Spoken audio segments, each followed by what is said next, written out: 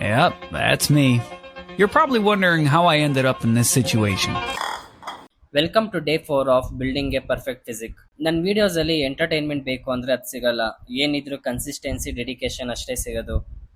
ನನ್ನ ವಿಡಿಯೋಸ್ ನೋಡಿ ನೀವು ಮೋಟಿವೇಟ್ ಆಗ್ತೀರಾ ಅಂದರೆ ಅಷ್ಟೇ ಸಾಕು.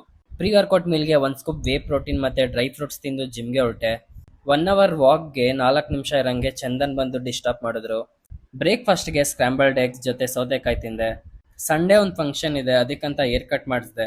ಮನೆಗೆ ಬಂದು ಸ್ನಾನ ಮಾಡಿ ನೋಡ್ಕೊಂಡಾಗ ಏರ್ ಕಟ್ ಅನ್ನ ಮ್ಯಾಜಿಕ್ ಮಾಡಿದ್ದಾರೆ ಅನಿಸ್ತು. ಅಷ್ಟು ಚೆನ್ನಾಗಿತ್ತು ಹೇರ್ ಕಟ್. ಪಪ್ಪೀಸ್ಗೆ ಫೀಡ್ ಮಾಡಿ ನಾನು ಊಟ ಮಾಡಿದೆ.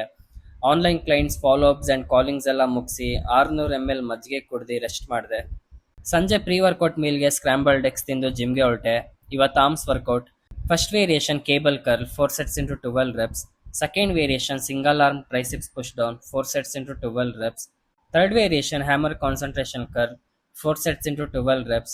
Fourth variation overhead triceps extension 4 sets into 12 reps. Fifth variation machine preacher curl 4 sets into 12 reps.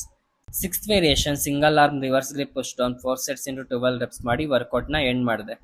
ಮನೆಗೆ ಬಂದು ಡಾಗ್ಸ್ಗೆ ನಾನ್ ವೆಜ್ ಊಟ ಹಾಕಿ ನಾನು ಊಟ ಮಾಡಿ ಮಲಗಿದೆ. ನೀವು ಸಹ ನಿಮ್ಮ ಬಾಡಿನ ಟ್ರಾನ್ಸ್ಫಾರ್ಮೇಷನ್ ಮಾಡ್ಕೊಬೇಕಂತಿದ್ರೆ ಬಯೋಲಿ ಲಿಂಕ್ ಹಾಕಿದ್ದೀನಿ, ಫಾರ್ಮ್ನ ಫಿಲ್ ಮಾಡಿ ವಾಟ್ಸಪ್ಪಲ್ಲಿ ಶೇರ್ ಮಾಡಿ.